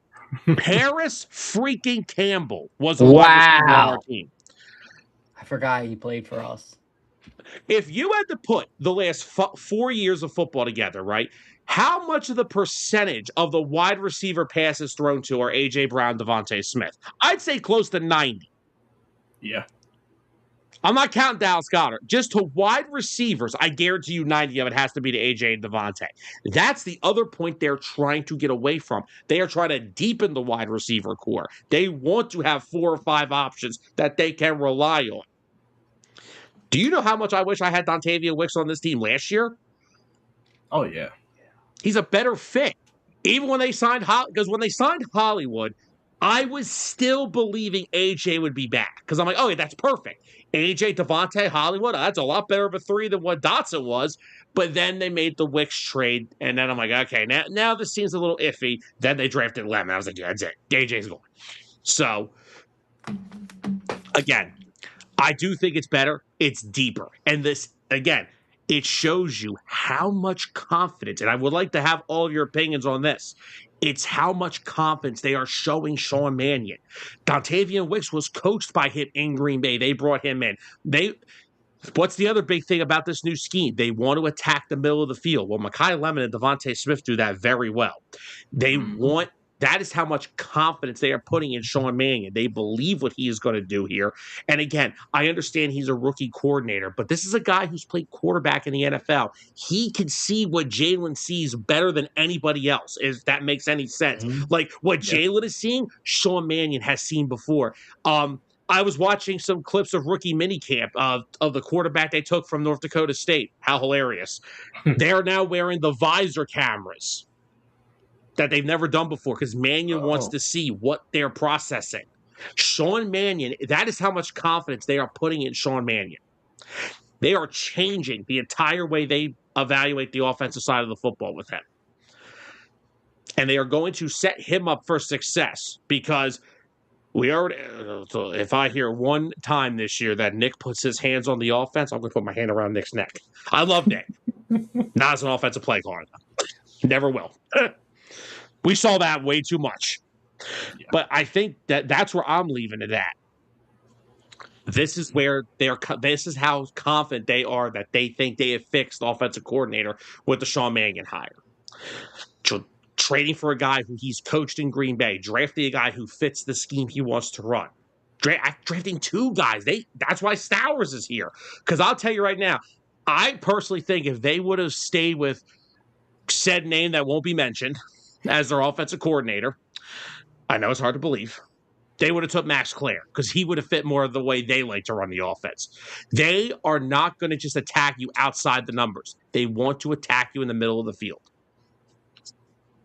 So I would love your guys' thoughts on that because I think it's exactly what they're going for here. It's all you, Dalton. Yeah, I mean, I'll keep it short. I think you pretty much hit the nail on the head with the camera thing. Like, if the Eagles are taking a whole new approach to the way, like you said, Sam, that they are going to evaluate this offense, which I really like. I mean, that could be why it could be a make or break year for Jalen. Some of the things that Jalen might have been able to cut corners on or things that we wanted to notice in practice that he might have been able to get away with, he may not be able to get away with anymore. And that may either go really bad for his career because he may not be able to take it and the accountability. But like Tyler said earlier in the show, he was made for this city. So I already know he'll be able to take it well. He'll be good. And he'll take that accountability well. I am very excited to see, okay, now that they're going to be evaluating things differently, how are they going to evaluate Jalen? And also, like, what kind of impact is it going to have on Jalen? And how long is it going to take? Because what I think Jalen doesn't understand is, and Tyler said this as well earlier, this is the NFL. They're not going to wait on you. So if Jalen isn't performing, not only is he not going to start, but he'll be off this team in not too long either. So the pressure is really on Jalen now more than ever to take that next step, take that next leap. And I'm not saying he's not an elite quarterback. I think he is. I think I got Jalen Hurts personally in my top 5. Realistically, I think he's in the top 10. Like that's. Yeah. I know I have a bias because I'm a Philly fan, but even with his stats and the way he wins, I still think he's a top 10 quarterback. But I want to see Jalen universally become a top 7, top 5 QB. So that way, when people start bringing him up in their top 5, it's not this huge, like, how do I want to put it, debate or, like, question. It's more like, okay, yeah, but you know what I mean? Like, people, like, kind of can't diminish it. And the only person that can do that is Jalen. And I won't say that last year was bad because Sam brought up a great point earlier, too. For Christ's sake, the dude had his most passing touchdowns ever in a year, and we're not sitting here being like, what a great year.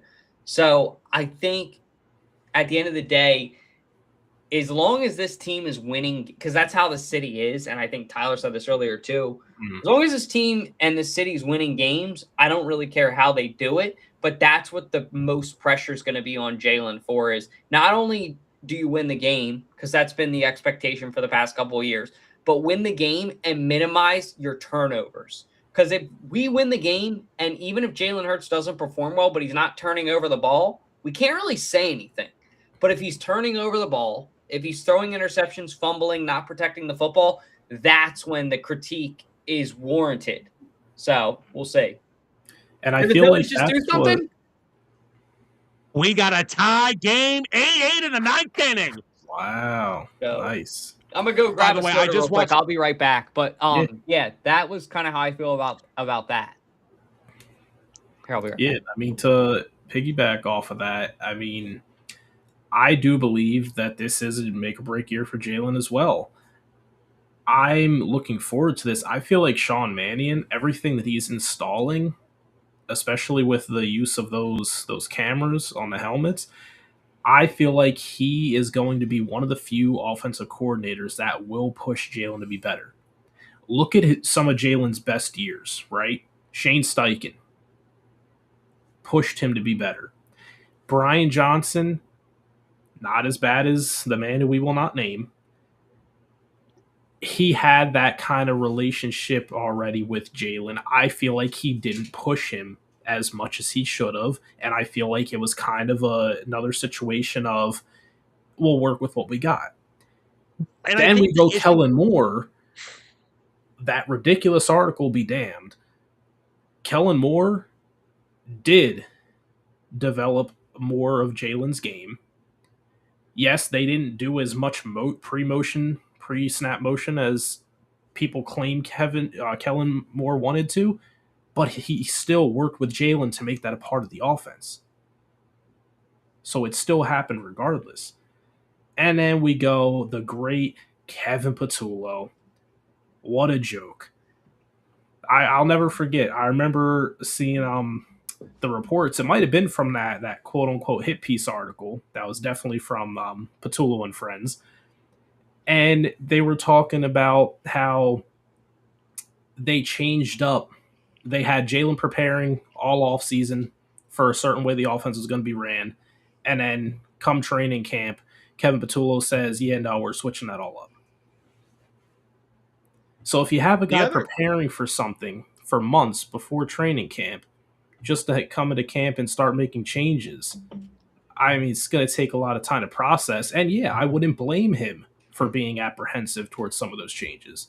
But I usually see great years out of Jalen when I hear that he's bought into his coach. I heard that he was bought into Kellen Moore. I heard that he's bought into Sean Mannion, and he's loving working with him already. And we all know Shane Steichen helped mold him a lot in his early years.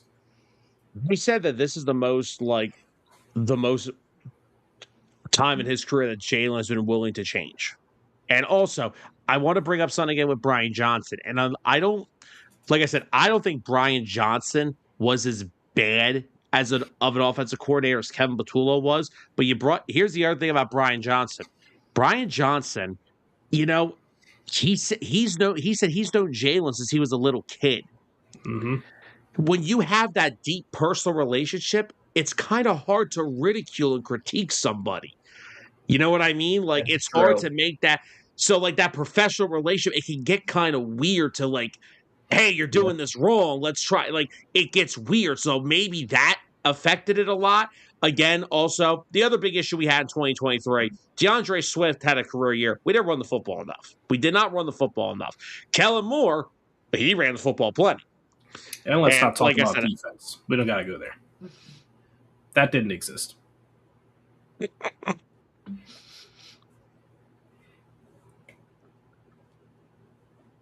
And you know what you were bringing up earlier, Tyler, that I was thinking of? With the apprehension that Jalen had towards Patullo because he prepared for one thing and got the rug kind of pulled from under him, I remember seeing an interview where they asked Jalen, like, I think it was at training camp when they finally decided, or at some kind of camp, that he would be the OC. I just remember Jalen wearing, or maybe that was when they were finally interviewing Jalen on, what do you think of KP? And he just did not seem enthusiastic about it. Like, he seemed like, yeah, that's what the team wanted, so I'll go ahead with it. Like he seemed like that was what he was saying in the most professional way he could say it. Like, Jalen, we all know, he's a very introverted to himself kind of player. That doesn't mean he's not impossible to read. He's if he wants something to be known, he will let it be known. He tries to remain professional, but you can always tell what he's thinking deep down. If he's on board with something, if he's against something, you can definitely tell from his expressions. And not one single time that I ever believed that he was bought into Kevin Patullo and his offense at all. I don't think Kevin Patullo was bought into his own offense sometimes. Also, real quick, Anthony, he is the leader of this locker room. First off, He is. Jalen's in the huddle every day getting these guys ready to play. The other guy goes on Instagram and Twitch streams and complains about his role in the offense. Yeah. Literally. And then when he has a bad game against the Chargers, he's not available to the media. He ducks the media after the San Fran playoff game. You tell me who a leader is. I will once again, he must be great, like a great person to these guys, because I will never understand how A.J. Brown has a C on his chest on his jersey. I will never understand it because he does not come across as a leader to me. I think that was a pity captain. And here's what I mean by that. They wanted to give him a captain in hope that it would fix his attitude. They were like, you know what? Maybe if we give him a captain and some leadership, he'll take that onus on himself and actually be more of a leader and have more accountability. And that just didn't happen. Try to force him into being a leader, and it had the opposite effect. It did, yeah. Like, it's almost like, and the thing is, the funny thing is, I remember him talking about it, like being like, I pride myself on being a captain and a leader for this team. And it's like, dude, Sam just hit the nail on the head. You are the furthest thing from a captain. Like, you're not. Jalen's a captain. First guy in, last guy out. Even if AJ is the first guy in and the last guy out, he's going to complain about it the whole time and make sure everybody hears him. Like, at some point, look, when the job sucks, no matter what you do, you don't want to hear that it sucks. Like, even from your coworkers, you're like, yeah, I know work sucks. I don't need you to remind me that it sucks. Like, just let it suck. And that's where I feel like AJ can sometimes, like, it's like, cool, we're already having a bad day. Let's pour some more gasoline on the fire. Cool, we're already having a bad playoff game. Let me go get in coach's face and argue with him and then drop the ball 3 times. So, yeah, I agree with you, Sam. That's not what a leader does. So that is probably the worst captain. And I love AJ. I think AJ's a great player and a great person. I don't think he's a great leader of a football team. And there are differences between the two. When you're coddled the entire draft process and throughout high school because you're the clone of Julio Jones, you're going to kind of have a big head. Well, first off, I'll go back to his college. Remember, this is a guy that picked Ole Miss over Bama when Nick Saban was still there. Nick Saban would have rode his ass. Oh, yeah. Mm-hmm. Does anyone find it weird that Devontae Smith was a captain and he lost his captain's thing? Yep. Pity captain. Exactly. And did he complain once about it? I didn't know Smitty lost it, though, Sam. Like, that's... Yes. I know I can't curse on this show, but if I could curse, I would say a 4-letter word that we all say in Philadelphia quite often. I'd say, that's you-know-what. Well, here's the other one, right? Let's look at something. If there was, can we all agree on something else? The offensive line this past year was not playing up to its standard. Yeah. So answer me a question real quick. Who suffered the most from that? Just answer me. Who suffered the most? Saquon. Oh, yeah. Okay. Right? Every game. What does Saquon say after every single game? I have to be better. I have to be better. I'm not done. He's not getting. First of all, let me bring the stat up again. Saquon Barkley in 2024, we won the Super Bowl, 5.3 yards before contact. Last year, 1.4. He was getting touched up in that backfield before the ball could even get into his stomach. And all he said last year, I have to be better. Meanwhile, there's a game in Minnesota. Devontae goes off for $183 in that game, and I believe it was 1 touchdown. Then Numbnuts has 4 catches for 126 yards. They both have great games. This idiot goes on Instagram, using me but not using me. I'm going to curse. What the hell does that mean? What am I supposed to get from this? Yeah. Have you ever noticed when Devontae Smith is having himself a good start to the year, I think that's the kind of guy he is. He can't stand that there's possibly another alpha on that side of the football. That's why I'm so excited for this season coming up here. Devontae Smith has always been a number 1 wide receiver, and he's been forced into the shadow of A.J. Brown his whole career here in Philadelphia so far. I'm not going to say the offense was good at all last year, but didn't it seem a little more in sync earlier in the season? Mm-hmm. You mean Do when the you know? ball's going to different players? Yeah, did you notice that Jalen Hurts looked a lot more comfortable spreading the ball out to Smitty and the Goddard? But all the awkward stuff started, and then Jalen started getting timid at passing again. Devontae Smith was top 10 in the league in receiving yards after that Vikings game. And guess who opened his mouth after that game? Mm-hmm. This is not a leader of a football team. This is once again why I say it. After 5 years, I would never resign a wide receiver unless their name is Devontae Smith or Larry Fitzgerald. Divas. They can't stand what he is. He is a less insane version of T.O. Yeah, I would agree with that. And it's not that much less than T.O. Like, the things that he is doing is the 2026 version of T.O. Sit-ups in the parking lot, going off on an Instagram post after your teammate has a great game. Like, what are we doing? The guy went on a Jank Rondo Twitch stream who is a Commanders fan and talked shit about the offense. Yeah. That's terrible. That's a fireable offense, in my opinion, going on a Commanders fan stream. But it's a different era. Definitely, Lurie had to bring him in the damn building and say, could you calm down? If you want to talk about something, talk to me. I'm the damn owner. Yeah. It's like, stop with this. Just stop with the. Like I said, I've never seen a guy who has come to a city, has been an all-pro multiple times, who has been to the postseason every year in this city, has had the best years of his career for all the people that say, oh, well, Jalen doesn't give him the football. The guy's got 5,000 freaking yards in 4 years, 1,400 in back-to-back seasons with the same guy as his quarterback. So for all the people that say that, you don't watch the games. I've never seen a guy who's been to the playoffs all these years, has 5,000 career yards in an Eagles uniform, who's a former All-Pro and Pro Bowler, who's been to 2 Super Bowls, who's won a Super Bowl, who caught a freaking touchdown in that Super Bowl win and wants out of that situation. Yeah. That's the craziest part. Off of winning a Super Bowl, all of this happens. Even the speech he gave, right, at the Super Bowl, they said all I was a diva. All I cared about was stats. Why is it about you?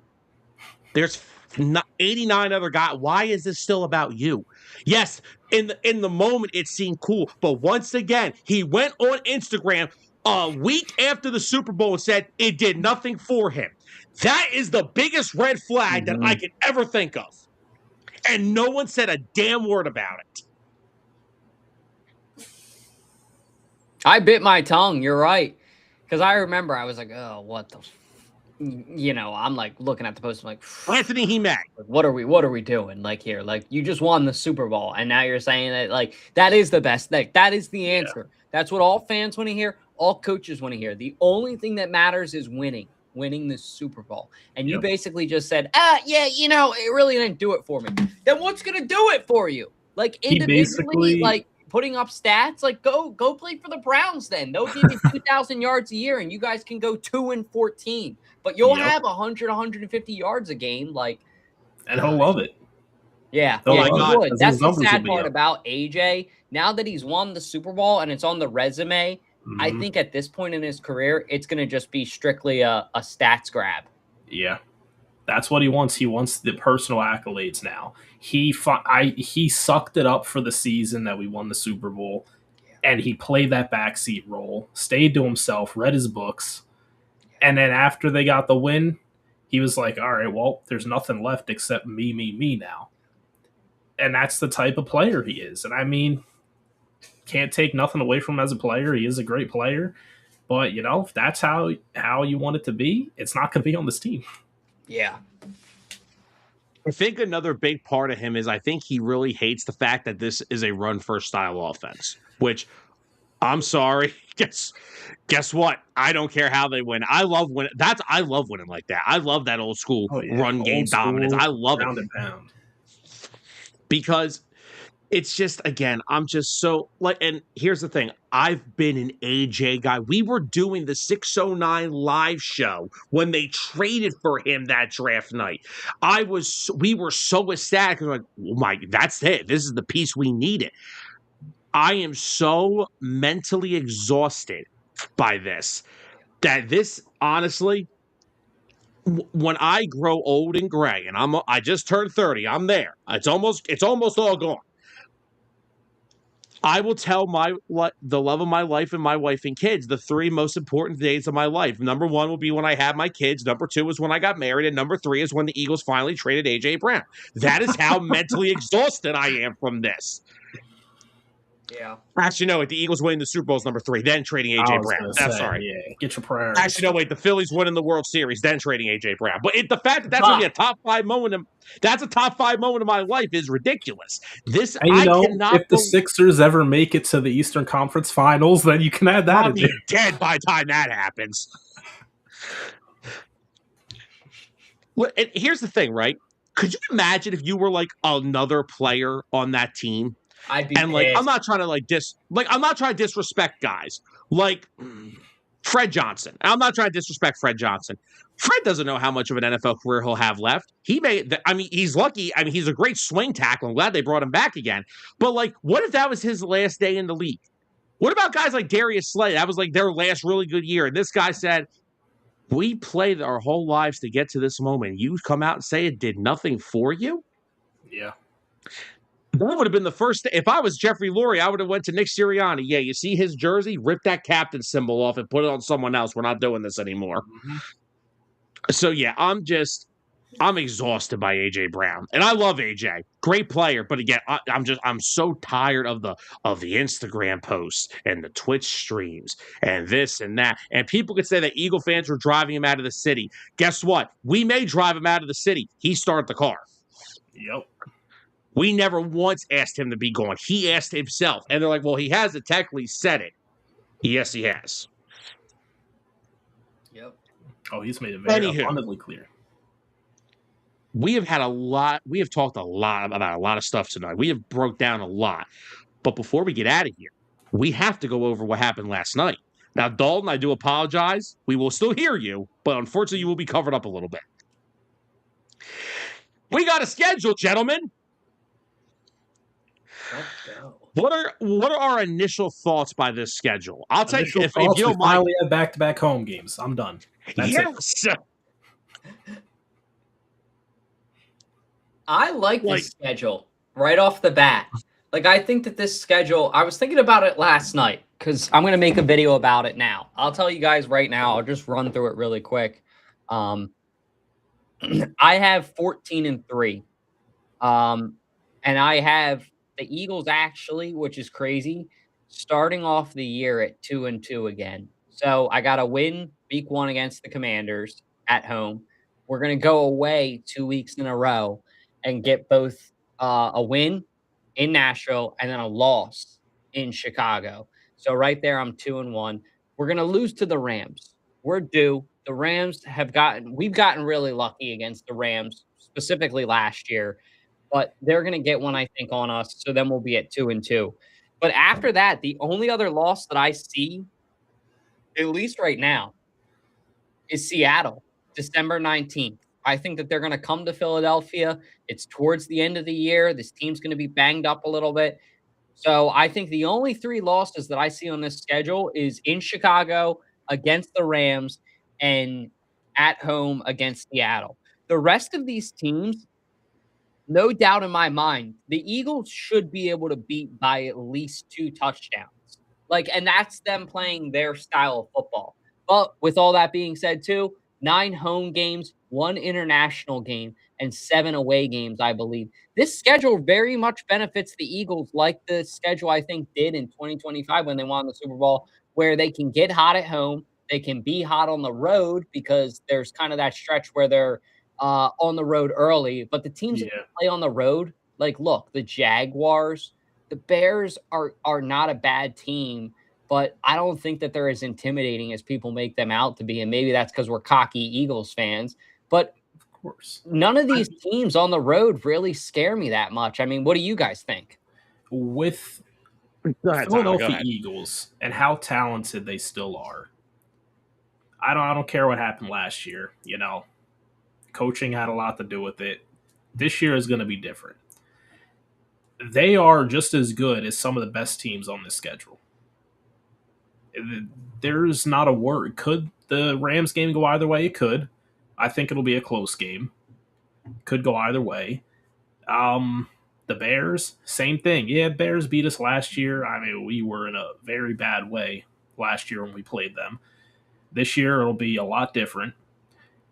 Even Seattle, towards the end of the season there, honestly, that stretch there with the 3 home games, I think we might beat the Colts and the Seahawks, and I think we might fall short, and maybe they get a little ahead of themselves and they lose to the Texans on Christmas Eve.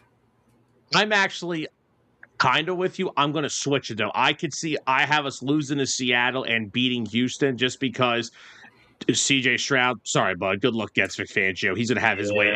I forgot about Stroud. I ain't worried about that. Here's where I'm at. First off, also that we finally have a couple stretches here. You have back-to-back home games week 6 and 7. Yep. You have a home game week 9. Then you're on your bye, which, by the way, love the week 10 bye. You love having it mid-season. And then you play Pittsburgh at home. So that's technically back-to-back home games, which I'm cool with. You got the 3 straight. I've never seen a Super Bowl champion not get back-to-back home games in my life. That was ridiculous. Screw the London game because I hate getting up early and watching football at 9:30 in the morning. But it's okay. I'm telling you, I still feel like that's the trap game. The Jags, they had a good year last year. This is not the same Jags team that gets beat up on by over half the league. I just feel like the Jags always win in London, and they're always the home team in London. Like, come on. Let somebody else be the home team. Is Shad Khan capable of doing that for us? So here's where I'm at. I'm hindering between 13 and 4, 12 and 5. The game that I will tell you right now that is hindering me between 5 losses and 4 is that damn San Francisco game. If they are healthy, I think they will give us an issue because it's Shanahan. They always give us an issue, especially out there.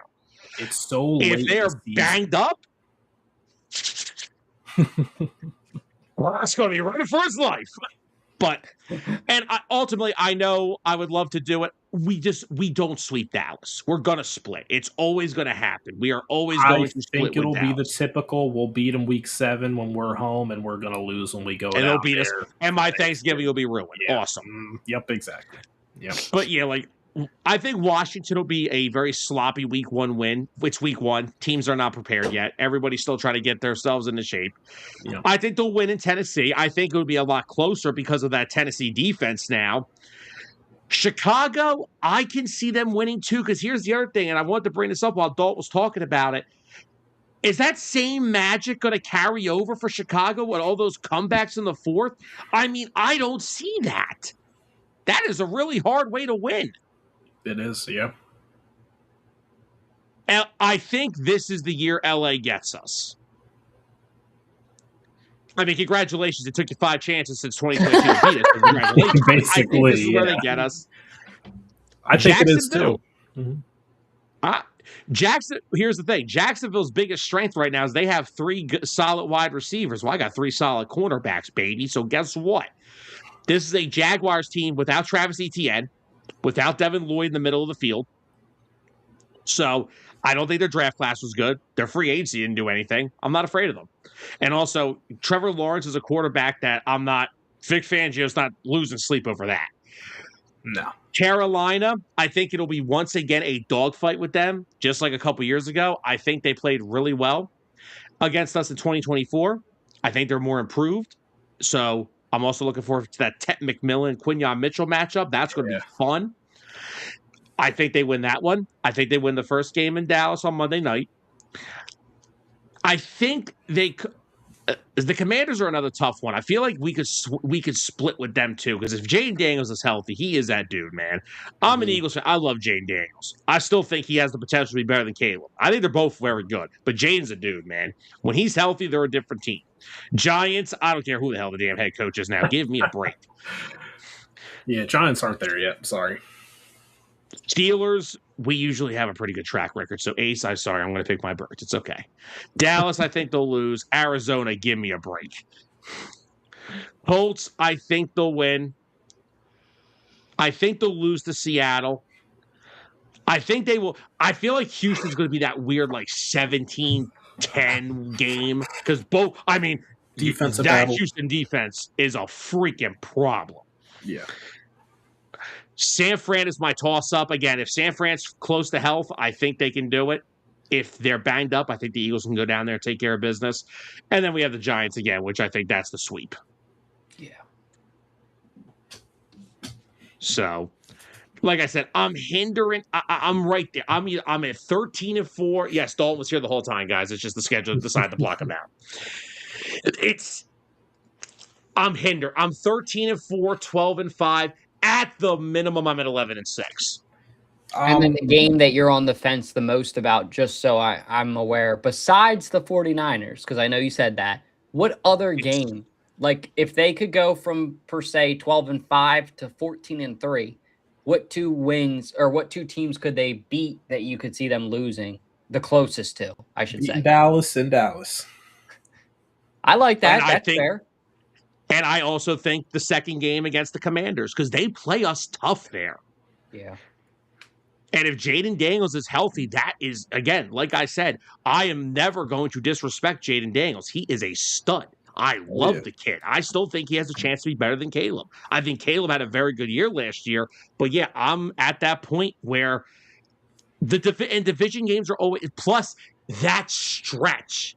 You're going home against Dallas, away at Washington, and then to the Giants. That is 3 straight division games. Do you know how hard it is to win 3 straight division? Though I do like this year is we don't have that where we play the Giants, another team, then the Giants. Mm-hmm. Like I hated that schedule. They split them up. So I like that. I like how they spaced it out. But yeah, 3 straight division games, there's a trap somewhere in there. And I think it's Washington, which means the Giants will come here and we'll just take all our frustrations out on them like we did last year. I'm locking in at a 13-4 record. I like it. I'm going to sit at 12-5. I could easily go up 1. I could even go down 1. I'm going to keep me at that 12-5. I'll stay in the middle. I could see 13. I could see as low as 11 again. But it won't be the same 11 like last year where we don't complete a pass in the second half of games. It'll be a close heartbreaker loss in a few games. Evening, Georgie. What's going on, George? Yeah, so I'm at that. I'll stay in the middle. I'm at 12-5. I think that's real. But again, do you understand what 2006 to 2020 did to me? The fact that the floor is 11 wins for this team, I'm okay with that. Yeah. The floor is 11. I used to wish they could win 11 games once every 4 years. Yeah, right. 11 games constantly. Yeah. That's my favorite thing. That's the floor. The ceiling is higher than the floor, and I love it. Yeah. We used to call an all right season, breaking 500. Yeah. It's crazy of how throughout our lifetimes, us Eagles fans have really gone from blue-collar fans, and I don't mean that in a mean way, just we really had to work for everything to we're pampered now. We really are. And it's awesome because the Eagles fans, we're happy about it, By all means, this comment was 100% true. We know we are. We're happy about it. You wish your team scored too. Don't lie. By the way, Ace, you could bring up your 6 Super Bowl rings. The last time the Steelers won the Super Bowl, Mekhi Lemon was 2 years old. Oh, man. But also, I do have one bone to pick. Since this is basically my only Philly-based show, Josh Hart, we are a sports town. You just decide to attack the one area where the fan base is fed up. Yeah. Let's be real here. Answer me this question. And Dalton, you can answer this a little better for the one because you just went to game 4 against the Hurricanes. Do you think another team's opposing fans are going to deck out Xfinity Mobile Arena over Flyers fans right now?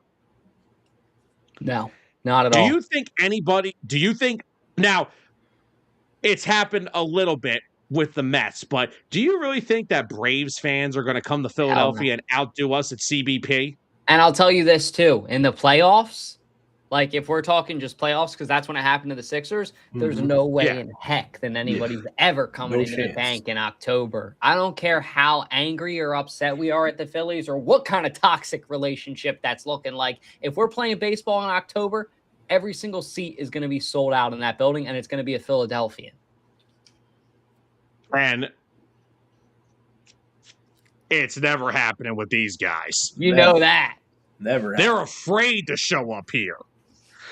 As a matter of fact, we go there and take the place over. We take over down in Maryland. We take over up in Newark. We take those places. We're going to go to Nashville probably and take it over. Hell, we'll probably take over London. Oh, man, not London. Oh. Gentlemen, this has been an awesome freaking show. Thank you guys for this having probably me. One of my Dalton, of course, man. And of course, guys, please do us the favor. If you are a Philly sports fan and you want some of the best 302 Birds podcast every Wednesday at 8:05, Dalton? You got it, sir. Yes, sir. And look, they do they have their Phillies post-game shows. They do their Sixers post-game shows. They do anything you need. They got you covered. But especially for the Birds, check our friends out because they're the best. And Dalton, I want to thank you again for coming on. This is an awesome show. No worries. Same to you guys. I love what you guys do. I'm personally a big fan, so I try to come watch your guys' show when I can because I like both your guys' network, of course, but I like you guys as people too. So keep it up. And it was an honor to be here, and thanks for having me. I had a blast. This was a great way to spend my Friday night. Much better than, at least it's kind of like I'll leave it with this. When I went to Nashville a couple years ago, because we were just talking about it, I went in 2021 when I graduated college. And it was like when I went there, it was still winter. When I came back, it was like full-fledged summer, but it was warm in Nashville, so I didn't get to notice any of it because Nashville was my buffer. This show was my buffer for the Phillies because in the beginning of the show, Sam and I were talking about it. It wasn't looking good. I don't know. I haven't checked it yet. Maybe I'm speaking a little bit too early, but it was a good buffer to keep my blood pressure. Oh, Sam didn't walk off great yet. Now. Okay. It's 11-8 Phillies in the top of the 10th inning. I can't believe they did it. By the way, 9th inning, bases loaded. Kyle Schwarber got the Barry Bonds treatment. They literally just walked him with the bases loaded. And then Mr. I'm Not Elite, Dave Dombrowski, this close to a grand slam, like 2 inches short of a grand slam for Bryce Harper. But he tied the game. It's okay. We're good. We're up 11-8 in the 10th inning. But Dalton, once again, thank you for coming on. Just like you said about us, we love you guys over there as people. You're an awesome person. We're glad you were able to join us tonight, and definitely want to have you on again with us before the start of the bird season because, there's still going to be so much to freaking talk about. Oh, yeah. But guys, that's going to do it for us for the week. Thank you, everybody who tuned in tonight. Thank you, everybody who tunes into 609 throughout the week. There are so many places to get your sports talk, and we appreciate you guys for choosing us. Thank you to everybody in the comments. Anthony, always appreciate you comment. Ace, thank you for showing up. Nad, thank you for showing up. Our outside Eagle of the Eagles fan base fans, our Niners, our Steelers, our Commanders. We love all you guys. We love outsiders' point of views. We love talking to the outside point of view. It provides us with stuff. So thank you, everybody, for joining us. Have a great weekend, and we will see you guys for Unbiased on Monday, where I will gloat more about the Sixers firing Daryl Morey. Trust me, you're not going to want to miss it. So, guys, enjoy your weekend. We will see you guys on Monday. For our good friend Dalton Holland, Tyler Adams, Sam Nelson, have a great weekend, everybody. The following has been a presentation of 609 Sports Talk Radio.